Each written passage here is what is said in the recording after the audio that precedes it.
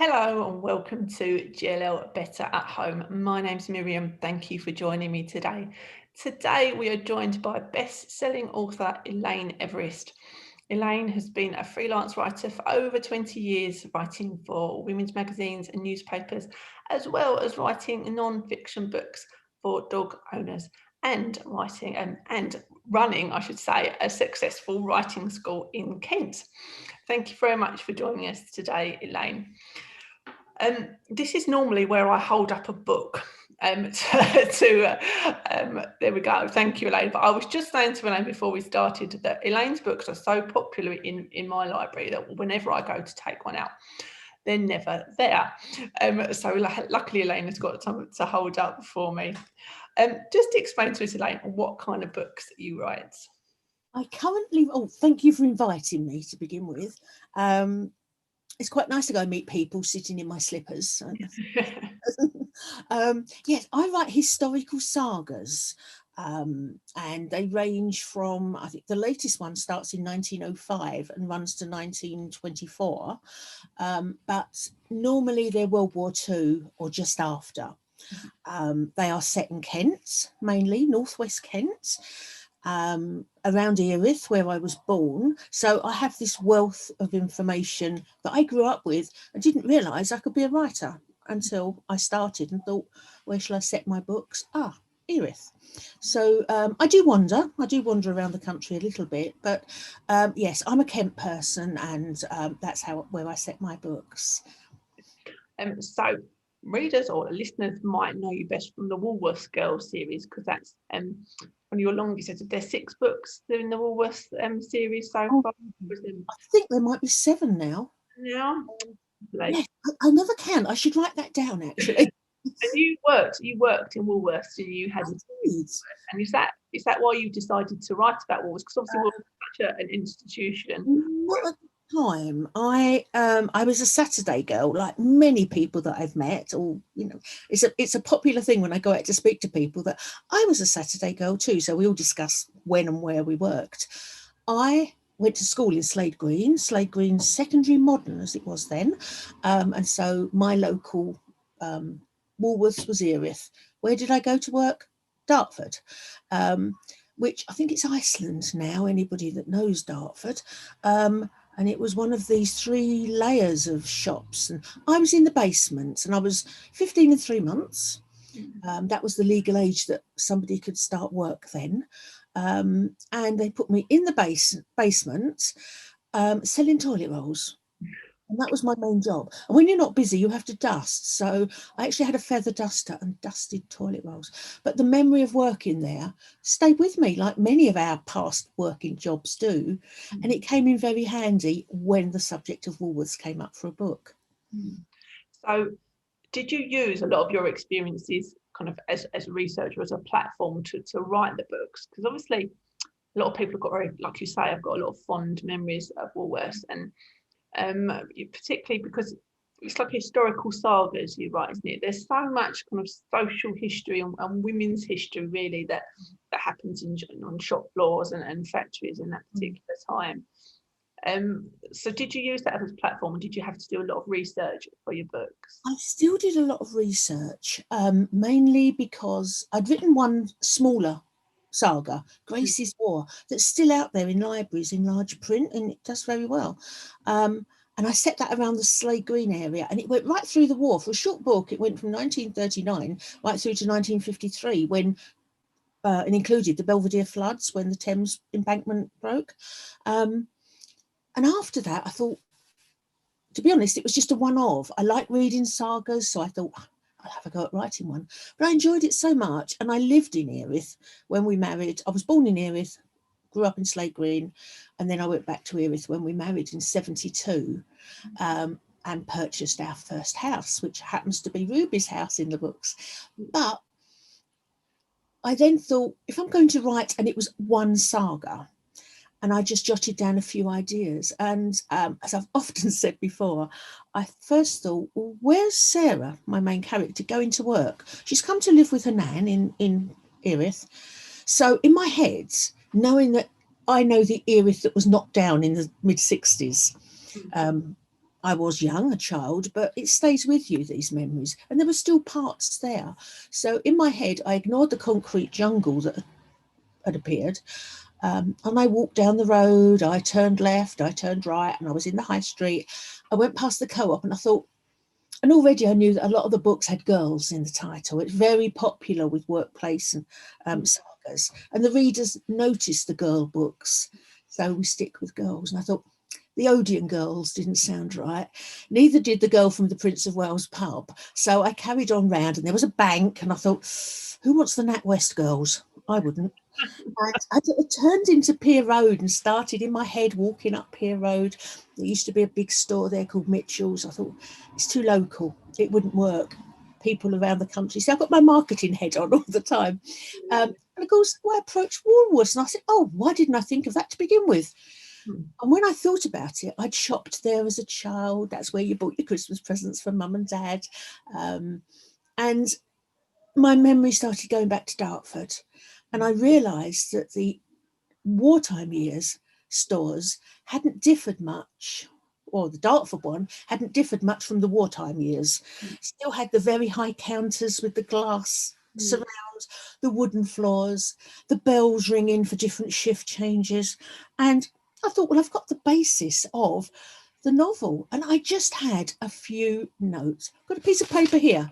It was just like this. I'd actually typed them, I hadn't written them. And I was approached by an agent and she said, come and have a chat. Well, we had a chat and they said, have you brought anything? Well, I hadn't. I didn't want to take a book with you. You know, I thought I'd gone for a chat. So I said, well, I have got these notes. And I can remember, and she's a lovely lady. She looked at this piece of paper that had less writing on it than this has. And then she turned it over, which was blank.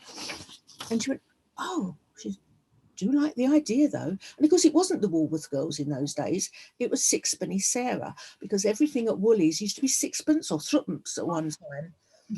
So that's what she went, go away and write me 3 chapters. But she signed me up there and then to represent me. 3 chapters later, she sends it out and they don't tell you where they're sending it. And she came back and she rang me. And true to form, I'm always in some strange places when I get phone calls. I was at a funeral. I didn't actually, honestly, I didn't answer it in the chapel. I was at the wake afterwards in a big pub. So I just dashed outside and took the call. And she left a message by then. Ring me, it's urgent. So then I had to find, I couldn't get a signal properly. And it was hell. But it was to say, could you send me another 3 chapters? For some reason, she thought I'd kept writing. And I hadn't really, to be honest. I was doing other things. So because I've got a publisher interested, but they want to read 3 more chapters. So back home that night, I looked, I had 2 complete long chapters. I quickly turned them into 3 with a bit of jiggery pokery and sent them over. And I received a 2-book offer from Pam Macmillan. Not bad, really. But the Woolworths girls, they decided Sixpenny Sarah sounded like a hooker. So so it went over to the girls, but it was a standalone book. They didn't do series at that time. But that was the start of Woolies for me. Start with it. And then obviously from there, you've done other girls' books, haven't you? So what made you kind of decide to diversify? Well, I'd actually, because you have to pitch ideas when you've got contracts. My second book was the Butlins Girls, which was always ever a standalone book. And people keep asking for more, but it was just a standalone book. And I'd written that one, and that was in the process of coming out a few months later, or 6 months later. But as Woolies came out, I was already writing the first of my tea shop books, the Tea Shop Girls. But I had a phone call. I was in Ramsgate at the time on the writing retreat with my friends. And we'd all escaped for the day because it was so lovely. And we had these great big ice creams sitting on the harbour. And it was glorious. I still see the day now. And as I'm listening on the phone and they're saying, drop what you're doing. We need another Woolworths book. And we're all shrieking like grown-up women do. How exciting. And as we're all chattering, ice cream was running down me, running down my front and everywhere. So it was a memorable day. But then I had to say, I looked at the girls and said, what can I write about? It was a standalone book. So then you have to start thinking of the characters. What's going to happen to them next? and of course local history and the war and how it affects them. Mm. So that's when I started throwing bricks at my characters to see how they would duck and dive around them, and I've really enjoyed writing them, and they've kept going. And as I often say, I don't think Woolies closed till 2008, Wow. so possibly I'm in a job for a bit longer yet till You've got a way to go. You're okay. So for the Butlins girls and also the tea shop girls, what was your research? Did you kind of get in contact with Butlins? Did for kind of history or Well, research? it was quite strange really, because you kind of need permission to write about a company. Mm. Woolies had folded. So I really dug around to try and find out. And in the end, I discovered there was a Woolworths museum. It's online. Anyone could just put Woolworths Museum in the Google box and it'll pop up. It's full of lovely information, all the old adverts, and a great place to waste an afternoon. Well, I contacted the curator, Paul Seaton, who worked for Woolies for many years. And when everybody started to lose their jobs, he was the man that was on radio trying to help people and promote the fact there's a lot of good staff out there wanting jobs. So I got in touch. Oh, he was marvellous. He started digging about for local Erith history for me, sending me snippets that weren't on the website, and he was always there. I mean, silly things like the colour of the uniform. It was different in different areas. And I'm beginning to think that the red uniform, or burgundy, that my girls still wear may possibly have changed in the 50s. So I need to find that out. But my books always have that red on the cover. So I don't know whether, when I was a Saturday girl, it was sludgy green colour, awful. I don't think it would have the same appeal on a book cover. So, but he was marvellous. So I thought, oh, ring up Butlins. Hello there, I want to write this book. Oh, we don't know anything about 1940s because it had been taken over 2 or 3 times. But in the end, I made contact and kept the emails of one of their head PR people who loved it, thought it would be a marvellous idea. And yes, anything you need to know, but there was nothing they could tell me. But there is so much information out there. And there were some Butlins workers forums I could go to ask questions. Also, as a child, which was more in the 60s, late 60s, my parents used to take us to a holiday camp. It was Warner's holiday camp. But it was built on the same system as Butlins because I think Harry Warner, I think his name was, worked with Billy Butlin to devise the holiday camp as we know it. So although it was a smaller scale, the entertainment, the chalets, everything was the same. So I just needed to take myself back in time more to 1946 when Butlins reopened after World War II. And everything smelt of fresh paint because the week before everybody arrived, they were painting everything. And I loved writing it because, as well, Billy Butlin was a showman, fairgrounds. My maternal family, going back to my grandfather and before, for about 100 years, owned a travelling fair, which was well known amongst fairground circles. And my mum would talk about it. I mean, she was a child and the war finished. The war stopped travelling fairgrounds at one time, but she knew what it was like to live like that. And she said, no, it's not romantic. It's nothing at all. So she'd probably, if she'd been alive, she'd probably been horrified that I wanted to write about a fairground and Billy Butlin. But, her family had a few little links to the Butlins show tire. So that kind of interested me to have my characters around the Butlins. And I really did love writing it. But people do ask me, will there be another? And I don't think there will be because Butlins are very protective of their name, their brands. And although there's not exactly any sex and debauchery in my books, I think they're very protective of it. So there's not, but I can give you a little snippet. My publisher doesn't know this yet, but the book I'm writing at the moment, for one of the books for next year, takes us into the 50s.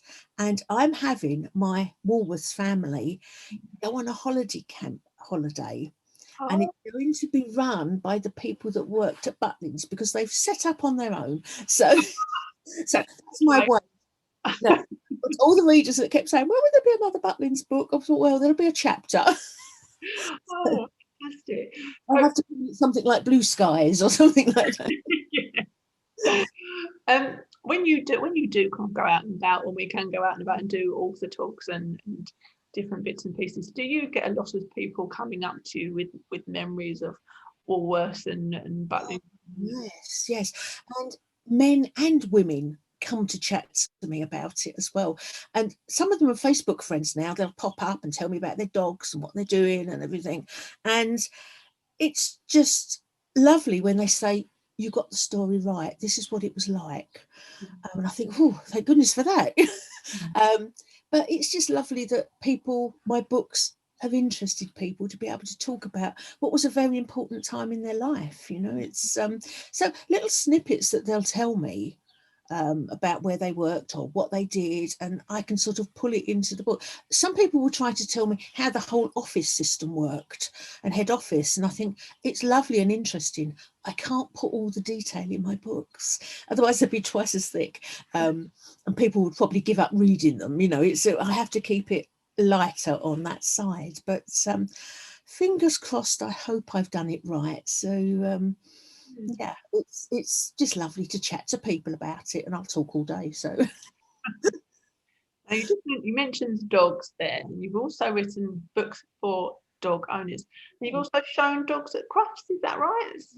yes. Like many people that have dogs, we showed our dogs. I got married in '72, so not long after we had our first Old English sheepdog. They're Dulux dogs, if you that sort of breed, and yes, we showed them. We went out to all the shows. We've had some litters, had some lovely owners over the years, and obviously we've lost a few because of the age, and we've had a couple of Polish lowland sheepdogs as well, which are sort of knee-high, shaggy Polish versions of Old English sheepdogs. Crikey. All I will say is Old English sheepdogs are a lot easier to live with than one Polish lowland. He's very demanding, and his name is Henry, and he's mentioned often.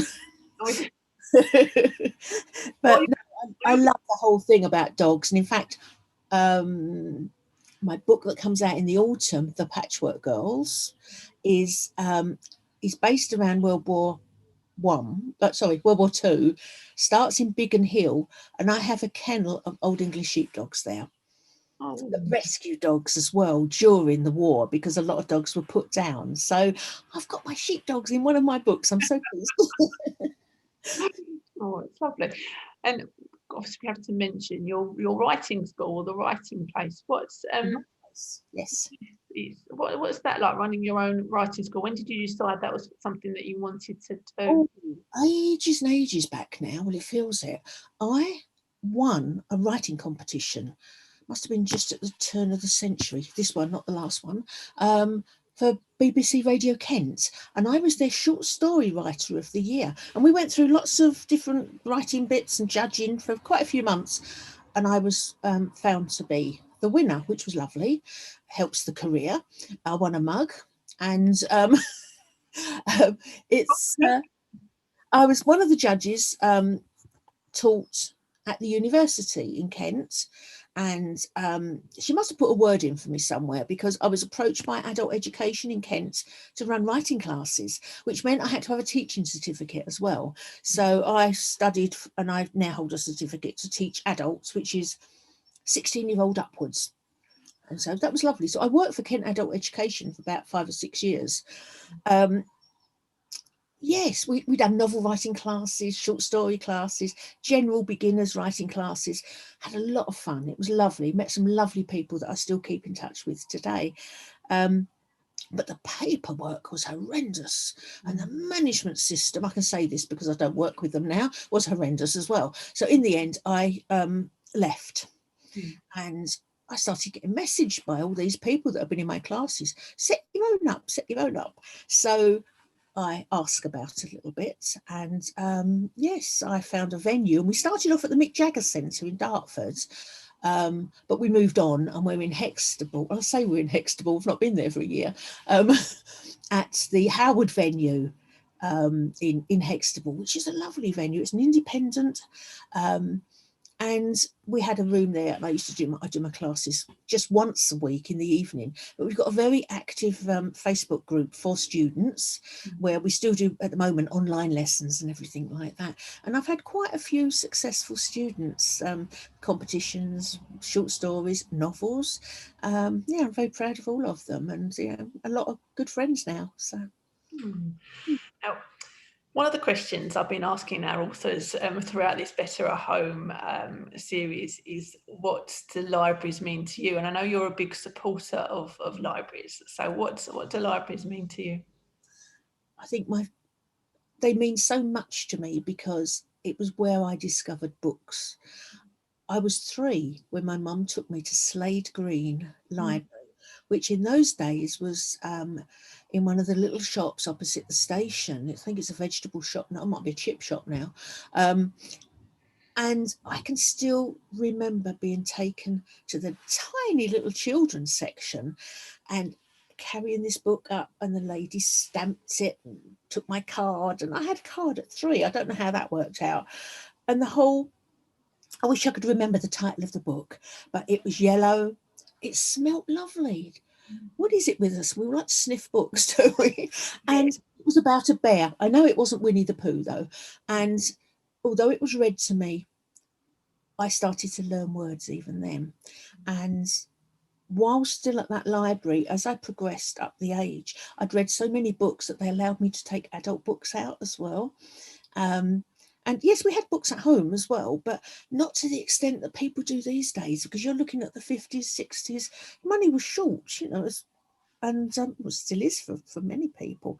And we didn't have the Kindle or anything like that. We just had our little library. Um, and yes, I read more. In fact, when I was 11, we had to do a report at school in the holidays, a book review.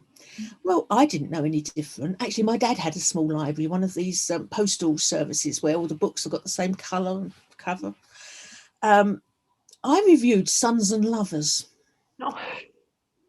but I didn't notice there was any sex in it or anything. I just reviewed this book. And I can remember the horror on my teacher's face when I handed it in. So, yeah, so perhaps I went a bit far there. But, it's meant so much to me over the years. And yes, I was a member when they built the first new slate green library. And I, hand on heart, I belong to Kent Libraries because our local one is Swanley, where I live now. I don't go in there as much as I should, mainly because I buy my books now. But I go up there and I'll talk to people and I'll meet people, and any library. I love to go in and chat to people. And I must say that, the libraries have been very good to me as a writer as well. And we get public lending rights, and every time someone borrows a book, we get a few pennies. And it's nice to receive something back. For supplying our books to libraries as well. But the one thing I really miss is just going out and meeting readers again. I do jokingly say perhaps I'll never leave home again and you'll just get me on Zoom in my slippers forever. But no, I do miss going out and chatting. Have a good chat. So you mentioned that you've got you're writing a book at a moment, is that right? Or I know you've got some coming out this year, haven't you? Yes. One's already come out and you've got another one coming out in the autumn. Yes, in the autumn it's the Patchwork Girls, which is set around Biggin Hill, starts in 1940. Maybe a series, it may not. We don't know at this stage. But there's a bit of crime in it. And the word patchwork means that there's lots of women that are make do and mend and making patchwork quilts. And then, of course, I threw my dogs in as well. So, yes, I've ventured over to Biggin Hill. It's more about the social home front than the airfields. So I just hope that people don't want to borrow the book and think, oh, there's not much of the airfield in this book. But of course, life went on around the airfields as well.